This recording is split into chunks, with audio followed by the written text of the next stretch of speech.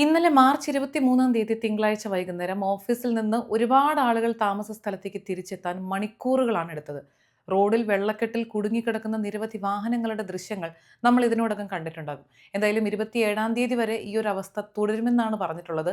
എന്നാൽ പോലും ഇന്ന് ഉച്ചവരെ പലയിടങ്ങളിലും മഴ തോർന്ന ഒരു സാഹചര്യമുള്ളത് അല്പം ആശ്വാസം നൽകിയിട്ടുണ്ട്. പലയിടങ്ങളിലെയും വെള്ളക്കെട്ടുകൾ ഒഴിഞ്ഞു പോകുന്നതിനും ഇത് സഹായിച്ചിട്ടുണ്ട്.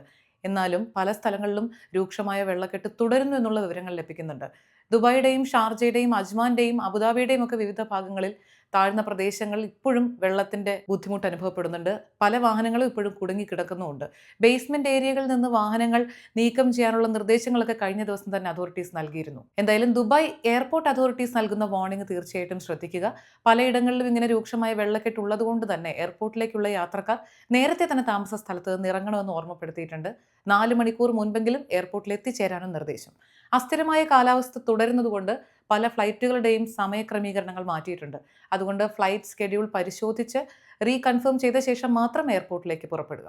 അബുദാബി എമിറേറ്റിൽ ഈ അസ്ഥിര കാലാവസ്ഥയെ തുടർന്ന് റോഡുകളിൽ വേഗപരിധി 80 km/h ആക്കി ചുരുക്കിയിട്ടുണ്ട്. അപ്പോൾ ഡിജിറ്റൽ സൈൻ ബോർഡുകൾ, സ്മാർട്ട് സൈൻ ബോർഡുകൾ ശ്രദ്ധിച്ച് വേഗപരിധി നോക്കിയ ശേഷം വാഹനം ഓടിക്കുന്ന കാര്യം ഒരിക്കൽ കൂടി ഓർമ്മപ്പെടുത്തുകയാണ്. അബുദാബി സിറ്റിയിലും ഇൻഡസ്ട്രിയൽ ഏരിയയിലും ജനവാസ മേഖലകളായ മുസഫ, MBZ സിറ്റി തുടങ്ങിയ പ്രദേശങ്ങളിലൊക്കെ താഴ്ന്ന ഭാഗങ്ങളിൽ കഴിഞ്ഞ ദിവസം വളരെ വലിയ രീതിയിൽ തന്നെ വെള്ളം കയറിയിരുന്നു. ഇന്ന് നമ്മളിത് പറയുന്ന 24-ാം തീയതി ചൊവ്വാഴ്ചയും UAEയുടെ വിവിധ എമിറേറ്റുകളിൽ വലിയ ശബ്ദത്തിൽ ഇടിമുഴക്കം കേട്ടിരുന്നു എന്നുള്ളതും എടുത്തു പറയേണ്ട കാര്യം തന്നെയാണ്. 27-ാം തീയതി വെള്ളിയാഴ്ച വരെ ഈ രീതിയിൽ അസ്ഥിരമായ കാലാവസ്ഥ തുടരുമെന്നാണ് MCMന്റെ അറിയിപ്പ്. UAEയിലെ ഏറ്റവും വലിയ വാട്ടർ സ്ലൈഡ് 40 മീറ്റർ ഉയരത്തിലുള്ള വാട്ടർ സ്ലൈഡും മറ്റ് ഒരുപാട് അട്രാക്ഷൻസുമായി അബുദാബിയിലെ യാസ് ഐലൻഡിലുള്ള യാസ് വാട്ടർ വേൾഡ് ഏപ്രിൽ 4-ാം തീയതി വീണ്ടും സന്ദർശകർക്കായി തുറന്നു കൊടുക്കുന്നു എന്നുള്ള ഒഫീഷ്യൽ അനൗൺസ്മെന്റ് നൽകിയിരിക്കുകയാണ് മിറാൽ.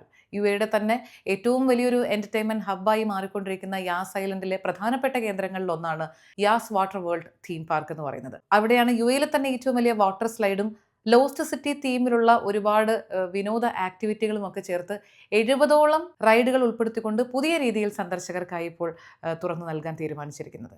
കഴിഞ്ഞ കുറച്ച് ദിവസങ്ങളായി കുതിച്ചുയർന്നും കുത്തനെ ഇടിഞ്ഞുമൊക്കെ പരിഭ്രാന്തിയും ആശങ്കയൊക്കെ ഉണ്ടാക്കിയിരുന്ന സ്വർണ്ണവിലയുടെ ഇന്ന് രാവിലത്തെ നിലവാരം നോക്കുകയാണെങ്കിൽ 22 കാരറ്റ് ഗോൾഡിന് ഇന്നലത്തേതിനേക്കാൾ വില അല്പം കൂടിയിട്ടുണ്ട്. 1 ഗ്രാമിന് 490 ദിർഹം 50 ഫിൽസാണ് രേഖപ്പെടുത്തിയിട്ടുള്ളത്. 24 കാരറ്റ് ഗോൾഡിന് 529 ദിർഹം 75 ഫിൽസും. പിന്നെ കയ്യിൽ ഇപ്പം പൈസയുള്ള ആളുകൾക്ക് നാട്ടിലേക്ക് അത് ട്രാൻസ്ഫർ ചെയ്യാനുള്ള ഏറ്റവും നല്ല സമയമാണ്. ഇന്ത്യൻ രൂപയുടെ വിനിമയ നിരക്ക് 1 ദിർഹത്തിന് 25 രൂപ 41 പൈസ എന്നുള്ളൊരു നിലയിലേക്കും എത്തിയിരിക്കുന്നു. ദുബായ് വാർത്ത തികച്ചും ലോക്കൽ. 2026 മാർച്ച് 24-ാം തീയതി ചൊവ്വാഴ്ച.